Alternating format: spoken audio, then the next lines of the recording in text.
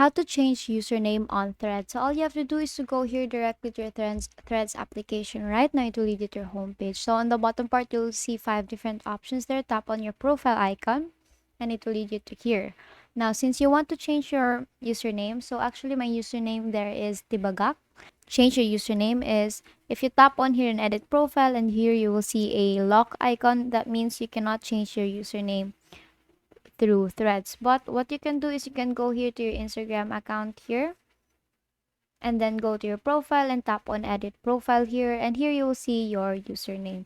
So there's actually a limit to change your username. So in most cases, you'll be able to change username back for another 13 days. So let's say this username, tap on done here, and just wait for it, and then confirm done on the upper right.